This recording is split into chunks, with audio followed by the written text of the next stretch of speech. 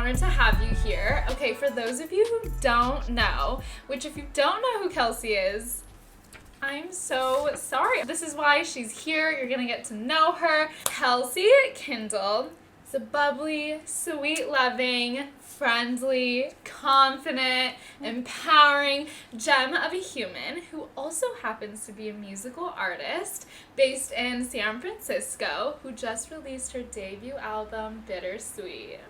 Wow, that was the biggest hype. I'm going to have you come on to every show and just do that intro, and then I'll come out. I'll walk out. I'll be your hype woman. I'll be, you know, in the back. Every artist needs a hype. It's like how lame to say it about yourself. Like, you can't say that about yourself. You need someone to do it for you and then be like, stop. You're like, no, you shouldn't have. No, like, literally, stop. Let alone you're like in the back. Like, you're right. You're like, exactly. Don't forget to add this. I hold cue cards. I'm like, make sure you mention talented. You're like, let's practice this. No, so funny. Okay. I could literally go on because you're so amazing. You're actually one of my newest friends in San Francisco. Okay, everyone needs to know this because we met at church and I was sitting there by myself, you know, independent queen. Love her. And Kels comes and sits next to me. You were with your family. Yes. Oh my God, you met my family like this. Yeah, I literally. My mom and dad. They're like, how's Margs? I was like, they love. Wait, that's so cute. I know, because you were like the first friend they met because we met. We at had the same just time. moved at the same time, or like very similar times. Yeah. Anyways, tell them your secret. What's my secret? Yeah, you're like, what's my secret? It's like when you are looking around of where to sit, you look for someone cool or like friendly to sit next to. Yes. Okay, so first I do like scan the room for hotties because like you have to. Yeah. And like hotties everywhere, right? But then I'm like, okay, hotties there, they're kind of like mingling. I'm like, okay, cutie girls that I want to be best friends with. Then I like looked and I was like, okay, Margs looks cool. She's sitting alone. I didn't know your name at the time. Totally. I didn't do any research. Yeah. Maybe. This is like a you situation where I'm like, I've actually known you for years. years. I've actually been scheming to come onto the pod. You're like, I knew you were going to have a podcast. Everything culminated to this moment. No, and so I'll just like look around and be like, okay, because then they always do this part where they're like, introduce yourself, say hi, and I'm like, well, I want to sit near someone I actually want to meet, so. Totally. There it is. Genius! Right? Okay, I never would do that shit. I would never do that shit. Know. And I feel like it's baby steps because I would be just even so nervous to like scan the room for hotties. Like they don't even know I'm there. I'm just like, what if they see? What if they know that I was looking? No, genius tip. I started doing that. Mm-hmm. I get nervous still. Like, I'll scan for a little, and then I get nervous, and I stop. But, you know, baby steps. Of course. I know. I think now I need to, like, work my way into maybe, like, getting, like, a mentor. So, like, looking for, like, some older people to, like, sit down next to. You know, I'm like, I feel like I want, like, a grandma in the city to, like, go over and, like, cook dinner. But I definitely, isn't that so funny? Like, I'm, like, curating my perfect world by who I sit next to at church. I love this. No, that's so smart. Yeah. Also, I had a listener who was like, how do I meet people organically? Mm-hmm.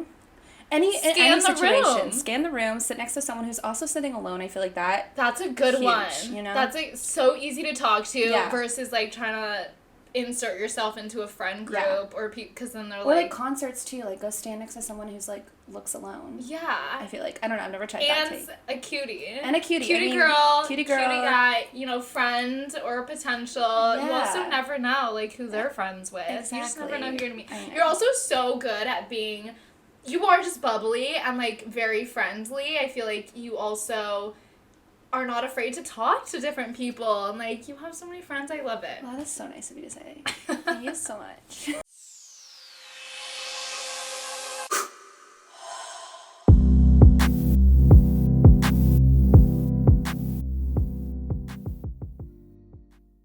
So let's get into your music and then we Okay. talk about other things. When did you know that you wanted to make music? Was this always the thing when you were younger or is this a more recent thing? Good cue. I think like definitely always made my family. I have 2 younger sisters and so like the household was always just like shows, performances, Taylor Swift music videos. Like, yes. the evidence is incriminating on our family VHS. Classic. Like, it is incriminating if it ever got out. I can't, no, it's gonna go out when you're big. Like, it's like a thing, you know, yeah. everyone loves it, the fans love it. I hope that's the case, yeah. It's gonna be the case. I see that Bang for you. Kelsey, like, homeschool, like, yes. we were homeschooled. There was a lot of time on our hands. Yeah. We had a lot of time. So definitely always had a, like, huge theatrical / you know, performance mindset. I loved the attention growing up, being a firstborn, and, you know, my sisters being there too. We all just, like, loved doing that. And so I think I actually, like, turned that into a passion in high school when I started to go to, like,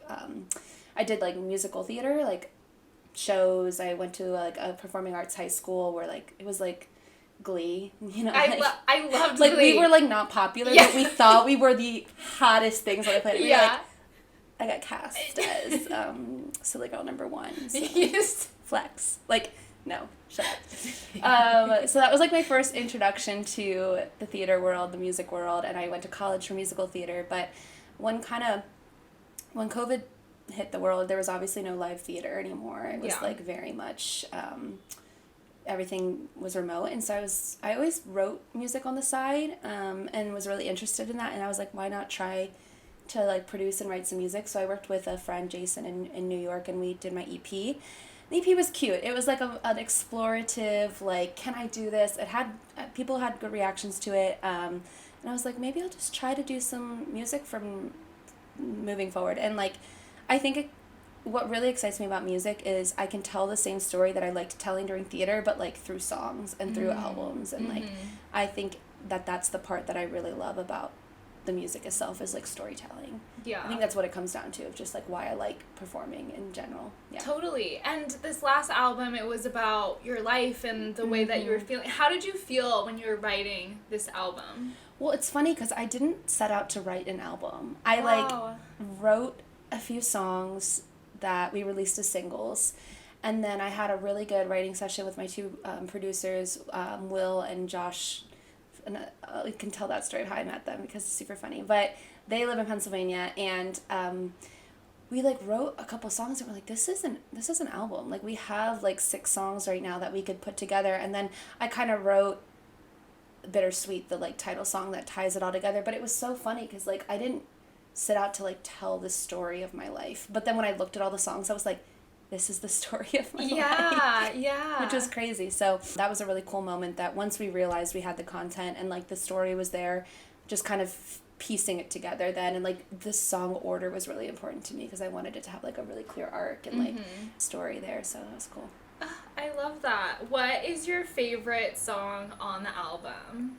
Well, I want to know your answer, too. Well, I love Catch Me. I feel like you know my answer. Catch Me is a banger. It's just so good. Yeah, that's really for is. sure my favorite. And I loved the music video, or, like, the visuals that you made for it, Yeah. too. And, like, just the beats are so good. Like, I love a good drop and, like, a hard moment. I don't know if it's called a drop. No, but it is a drop. Yeah, it's okay. a drop. It's Yeah. a drop. Oh, absolutely. Love a good drop. We have drops. It's so good. I love it, and it's so fun to dance to. That's that for one sure feels my good to favorite. dance to. That one also was, like, at my album release party.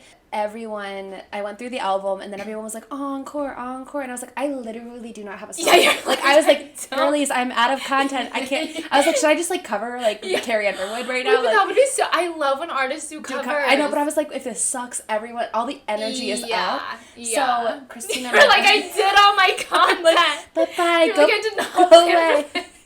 So I didn't prepare. So Christina, like, my best friend, manager, like, everything, she was like, do Catch Me again. And I was like, okay. So, but this time I was like, everybody, like, come on stage with me, like, dance. We had someone, like, twerking from the rafters. Like, he, like, scooped himself up and his, like, it was crazy. It was, like, the most energetic thing I've ever felt. And so that song feels very special to me because I looked around and I was like, Aww. this is crazy how much people love this song. So that's definitely, like, the most rewarding feeling. I think my favorite song off the album that I, like, am so proud of is Did You Ever Love Me, because it feels so raw. Like, I think I wrote that and it was, like, the most truthful I've ever been in my life. And that felt very good because it's so hard to not only be, like, truthful with yourself but also be able to put it to music and make it sound good and be powerful. Like, that felt like a huge feat. Totally. And so listening back, I was like, she was so hurt. Aw, yeah. But she's better now. Totally. She's thriving now. She's like totally good now. No, well, as an artist, I feel like it's such a beautiful thing to really experience intense emotions and then be able to channel it into your art and really make something beautiful out of it. Yeah. And then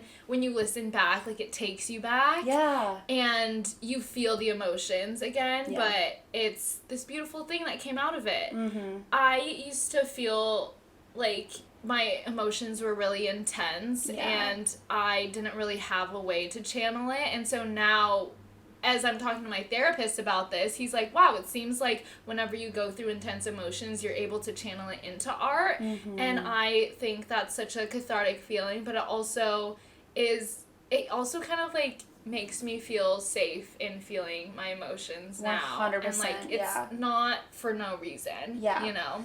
I know, I like joke around that I've been so peaceful lately that I need someone to like hurt me again so I can write my music, because I'm just like, what do I write about when I'm like at peace with myself, you know? But it's so true. It almost feels like the pain of life and like the grief and things that feel heavy are worth it when you can create something beautiful that people relate to out of it. Totally. And like, yeah, I think that that's where my mind goes the moment I feel a strong emotion. I'm like, I need to write about this. Mm-hmm. And some of those songs will never see the light of day, or some of the like journaling, I'm like, I look back, I'm like, ew, gross, calm down. Like, he didn't text you back, you're fine.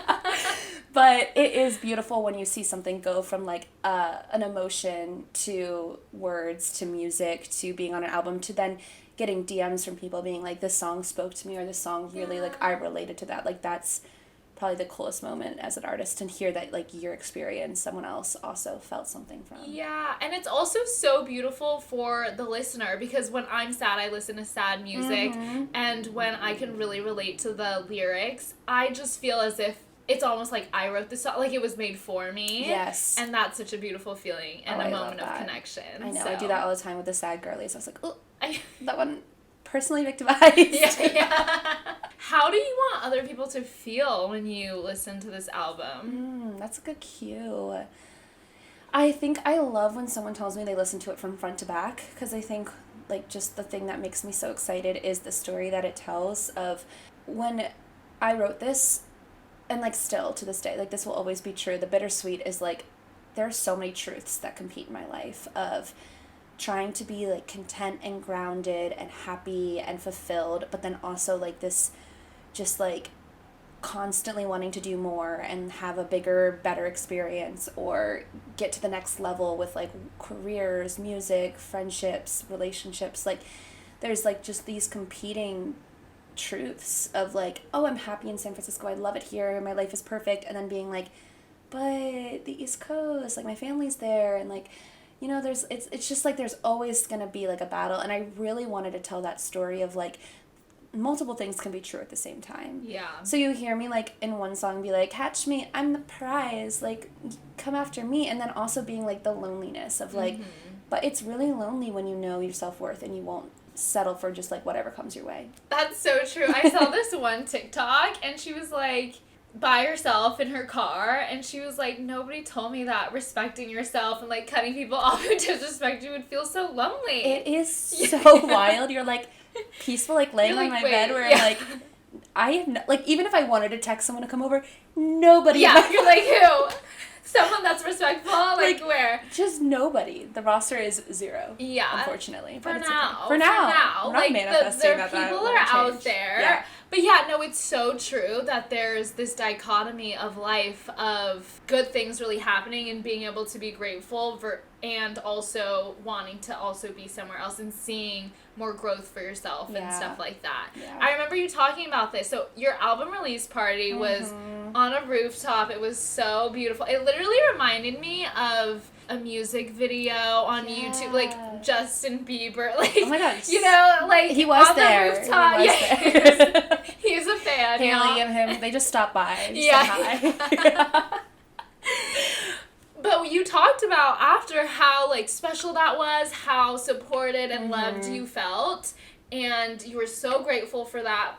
And you were also also like, okay, but what's next? Yeah. You know? I know. And that's so real, I think, with anybody, because in life it's the progress that we are really after. And so I would say, like, what is next for you? Just off the top of your head, because I know for a while you were like, I really don't know what's next, and it doesn't have to be, like, that deep. Sure. Yeah, no, it's so wild because it's like, after a high like that where you feel like you accomplished something that you've been wanting to do forever, like, then there's this period of, like, nothing really changed. Like, I didn't, like, wake up and, like, a record label was like, Kelsey, come have lunch with us. Like, or, you know, like, after the big high of an album release, the streams start to go down again because people listen to your music, and then you get, like, a few people that, like, continue to listen to it, but then you just release new music. Like, that's how the cycle is. And I think I got discouraged because I thought something was gonna feel different, and it didn't. And I feel like now I'm writing music that I'm excited about, but I, like, want it to feel as, like, good as the stuff I've been writing.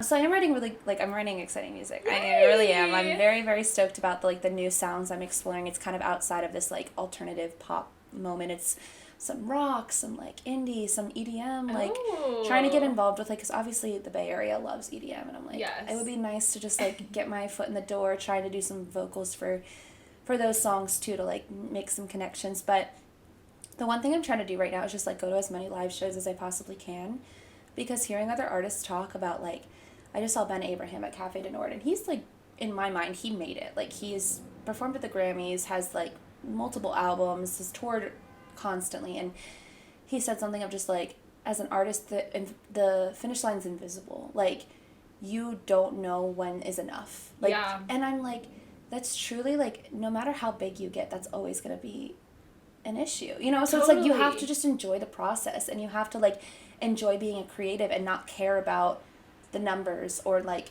the movement forward. So right now I'm just trying to, like, take in as much art as I possibly can and be inspired and, like, write from an inspired place, not out of a place of needing to write. But yeah, gonna release some new music. I'm hoping to be able to, like, hop on some live shows coming up and, like, open for bigger artists and, like, maybe try to, like, do a few smaller shows in the Bay. Really just, like, saying yes to any opportunity at this point. I love it. It's like, do, like, a 1 p.m. Coachella set. Like, I don't know. Like, it could be 3 people in the audience. Oh my gosh, it doesn't even matter. Literally. It's like the fact that you're at fucking Coachella performing is, like, it's really the VIP pass that I'm not trying to pay, like, I'm just trying to get to the front to see other artists. Yeah. Like, I'll, you know, take one for the team and perform. 9 a.m. set, baby. Yeah, 9 a.m. in the parking set. lot. Let's go. Hire me. I love that. Also, I think you're right. Like, as an artist, I think our goal and, like, what we want to do in general is just, like, make art. I was listening to a podcast, and he was talking about how he, like, got into Forbes 30 Under 30, and he was like, that was so great, but, like, nothing changed. Yeah. Like, it was like, okay, like, that's so awesome. Like, let me just keep writing. Yeah. Then, I guess, you know. You think that's, like, a huge accomplishment that changes your world. It doesn't. Yeah. So I think that's beautiful that you said that also, because it kind of reminds all of us to focus on the process and focus on playing and being inspired rather than the numbers and stuff. Because at the end of the day, like, it'll feel good in the moment for a little bit, but it's fleeting. Yeah, so fleeting. What else inspires you or gives you energy besides making music? Good cue. I'm just, like, one for the girlies. We know this. This is why we get along. Oh, the girls are so good. I just feel like surrounding myself with a beautiful community of people who really, like, love each other well. I think that's, like, what it is when it comes down to friendships, is, like, I'm not expecting perfection, but I think that everyone in my life right now, we were joking the other day, I was like, I don't even know what it's like to have a toxic friend, because, like, there really isn't a sense of, like, competition or, you know, like, lack of communication. It's just, like, everyone in my life right now just, like, wants to see me succeed, and I want to see them succeed, and just, like, having a community of people do that feels so beautiful. So I think, like, people around me really inspire me. I love doing, like, craft nights, or, like, going to, like, wine country and, like, dressing up in cute little outfits, taking pictures. Like, I'm all for the summer of Barbie, like, with, like, just leaning into the femininity, like, being girls and allowing that space, because I think for a while I was just like, I'm an independent bitch, like, I need to do this by myself, and I need to, like, just, like, take on the world, and right now I'm just, like, letting things happen to me, almost. Like, it's, like, I don't need to be kicking down doors everywhere. Like, I just, like, want beautiful things to happen, and I'm, like, putting that energy out there and hoping that, like, I can receive those beautiful experiences. And that's what's been happening. It's just, like, going to New York for the weekend feeling magical, or, like, this week I'm going to Yosemite with some friends, and next week I'm going to Washington, in Washington with girlfriends. Like, it feels like traveling and, like, getting to be in nature, and, like, especially with people that I love, it's just been, like, huge. Really, really beautiful. And I'm trying to, like, be as present as possible, because I know this won't last forever, but I'm like... Aw, but it could. It could. Actually, you're right. Who knows? Oh my gosh. I feel like living in the present moment and doing things outside of your craft it helps you get inspired. Absolutely. And it really does kind of bring opportunities in, because you kind of almost detach a little bit. Like, you're not putting so much pressure on, like, I need to be creating all the time. Yeah. Blah, blah, blah. And you never know who you're going to meet. 100%. You never know what's going to inspire you, and you need that energy to make your craft better. Yeah, I definitely feel this so much. Like, right when I graduated college, I moved to New York, and the only thing I was doing was musical theater. The only friends I had were in theater. It was like, it was my world. Like, if you tried to remove me outside, when someone's like, what's your hobbies? I'm like, theater. And they're like, what's your passions? I'm like, music and theater. Like, I didn't have anything else to say. And I felt like it made the world feel so detrimental that, like, when I didn't get something I wanted, it was like the end of the world. Yeah. And so I left, and I didn't do it for, like, 2 years. I traveled, I, like, did humanitarian work, was, like, on a mission trip. I say, like, humanitarian. It was a mission trip, okay? That's still, like... But it was, like, one of the ones that, like, wasn't white savior-y. I mean, like, it had its moments. I tried to make myself actually help people.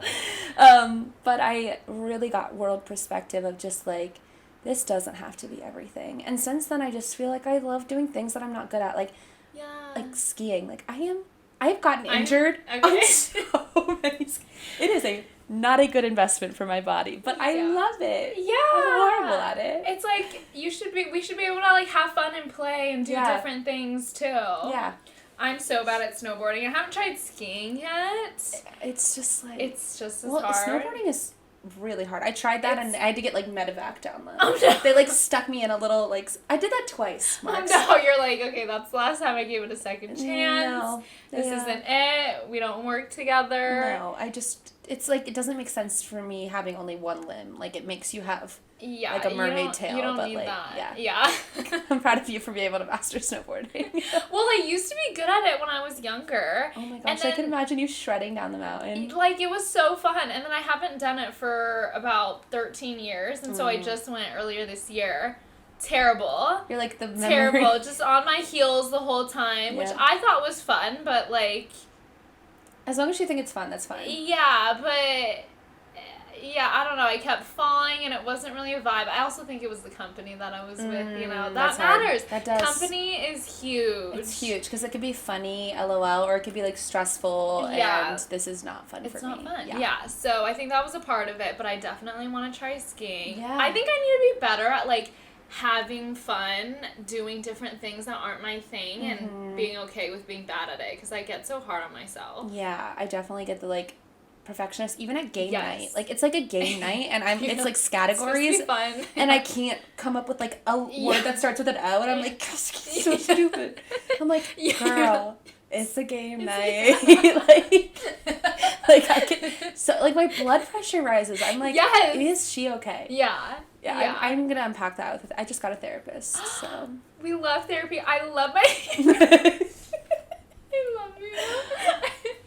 That is the vibe. Yes. We love therapy. I love my therapist. Update.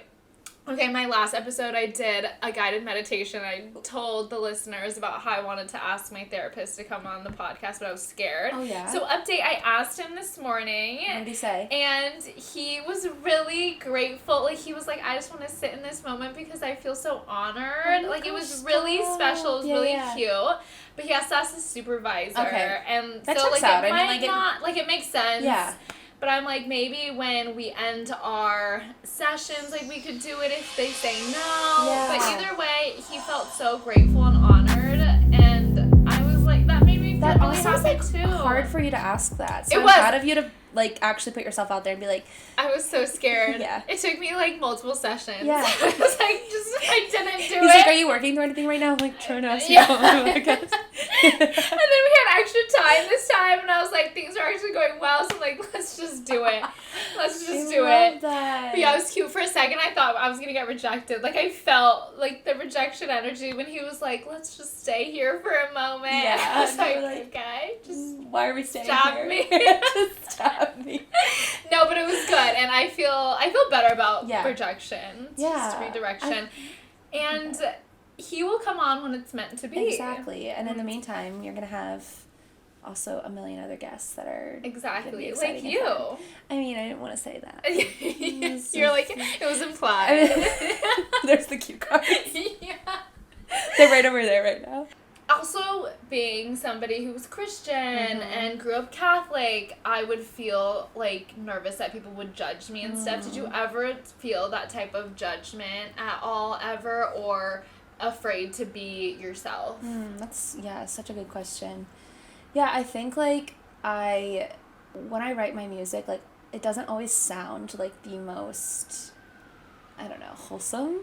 Like, I definitely lean into more of, like, a dark, sexy vibe, like, That's why you love it. you know, like, it's, like, very much, like, baddie music, and so, I think, like, when I was first doing it and, like, showing my family and showing some of my community, I was a little nervous, because, like, I do really, like, want to make sure that, like, I'm writing music that's redemptive, but, like, redemptive to me looks a lot different than, like, you know, like, saying straight out, like writing Christian music. Like, I just knew I didn't want to write Christian music, but I, like, wanted to, like, be a Christian who wrote music that felt very relatable and, like, real, and, like, a lot of life is not gonna, like, look perfect, and so I wanted to really represent that, and so I was, like, showing some, like, family members and, you know, like, people who might have, and my church community here, like, they, like, are like, we should sing Toxic in church. Like, SF vibes.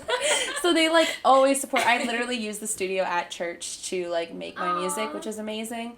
But some of my family members and friends back home are, like, a little bit more conservative, have made comments of just, like, oh, like, this is a little dark, a little, like, and I get it, like, because, like, it, like, when you listen to it at first, it definitely doesn't sound like there's any sort of, like, redemptive messaging, but, like, I just want to, like, I want to hold myself to the standard of, like, what I set, and I don't really care if other people, like, think elsewise, you know, like, I love that. I want to, like, make music that inspires and empowers and, like, rejects making you feel less than, I guess, and, like, that's like my goals, and if I feel like I'm living up to that, then I don't really care. Hell yeah. Yeah. Has that ever been a struggle? If so, like, how have you worked through it? Or have you kind of had this mindset of, I'm gonna do me? Yeah. And I love that. Yeah.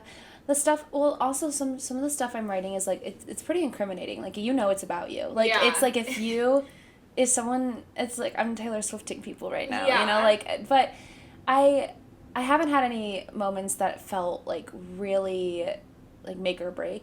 I'm sure I will, because, like, the more truthful you are, like, the harder you're gonna have repercussions of, like, what you're writing about. So, but yeah, I think as far as, like, the people who have had comments or, like, have mentioned, you know, I just turn them into a song.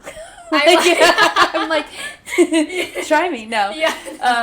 I'm just like, okay, you duly noted. But yeah, I think at this point, like, I believe in myself and I have enough people who believe in me and, like, know what I'm doing is good. My parents are, like, super supportive and, like, know my intentions behind my music, and, like, my family, close family is definitely does it. So for me, it's never really an issue. It's more of, like, an LOL moment. But I'm sure there's going to be moments where I am, like, my feet are gonna be to the fire with, like, am I gonna own that this is me and, like, I really want to do this, or am I gonna, like, back down to what people are saying? Yeah. Well, it sounds like you have a really good foundation of self-belief, self-affirmation, and a great support system around you to remind yourself, you know, of who you are and why you're doing it and what your intentions are. So until, like, you blow up on TikTok and get hate comments, which happened to me one time, and it was so, it was like back in 2020 before TikTok was like now you open TikTok, everyone hates everywhere, so I like didn't really know, but totally. There was this one video with me and my sisters, and it was not even me singing, it was just like a random video of us talking, and we were like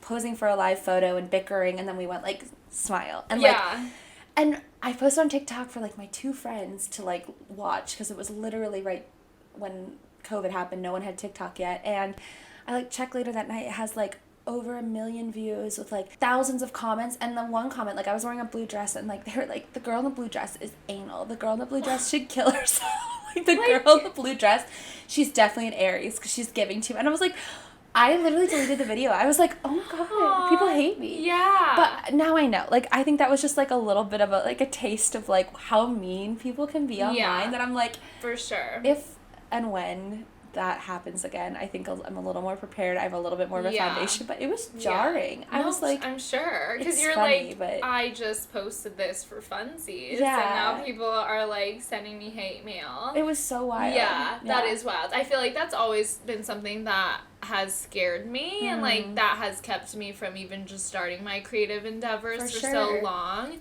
But yeah, my therapist talks about how like those people are just lost. I'm so confused how they have so much time on their hands to like go and hate everyone. Exactly. And then like with people that they're like consistently hating on, it's like, well, why are you watching their stuff? Yeah, that you're literally paying them. Yeah, exactly. The engagement is paying. Yeah.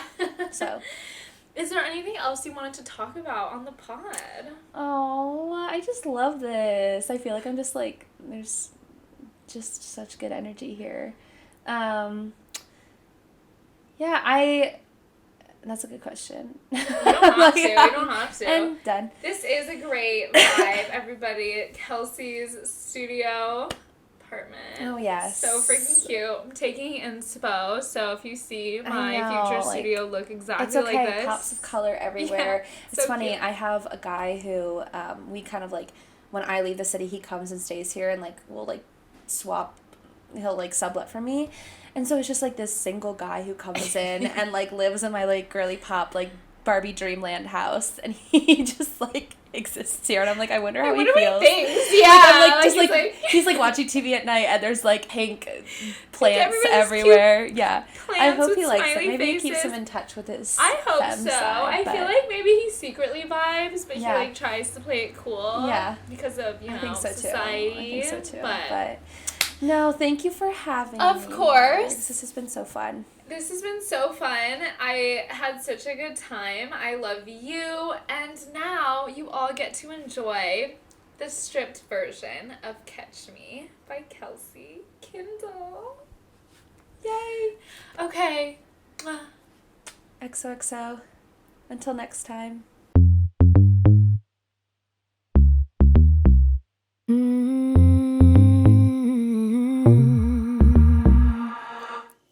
Won't beg you to come over. Having fun on my own. Uber Eats on the way. Mask on my face. Barely touch my phone.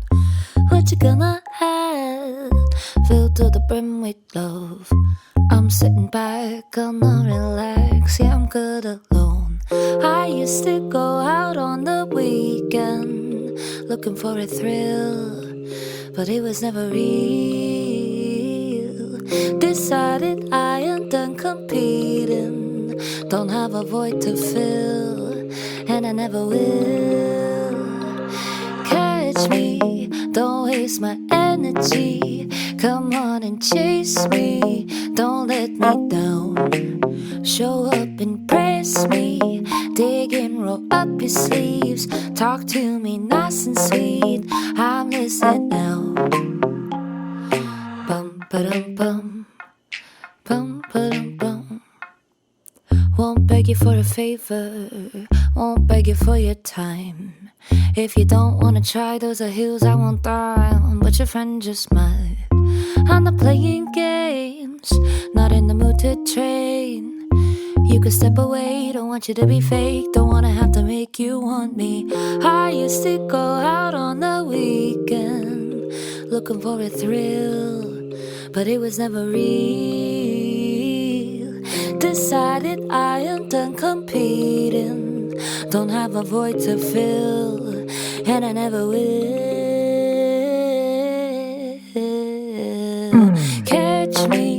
Don't waste my energy. Come on and chase me. Don't let me down. Show up, impress me. Dig in, roll up your sleeves. Talk to me nice and sweet. I'll listen now. I'll listen now.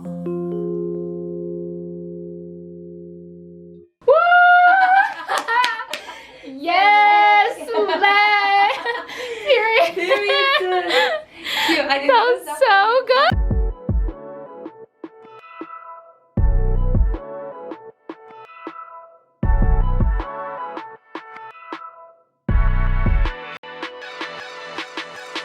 Thank you so much for listening to Feelings State of Mind. Any and all feedback is welcome. Feel free to email me at feelings.stateofmind@gmail.com or DM me on Instagram at feelings.stateofmind. While you're at it, follow the pod on Instagram. If you enjoyed the episode, share this episode on your socials or with someone who you think would benefit from listening to that episode. If you'd like to donate to support the pod, you can click on the link at the bottom of the show description. If you're loving Feeling State of Mind podcast, please rate, review, and click the follow button wherever you listen to podcasts. Thank you for all your support, lovers, and remember, it's cool to feel.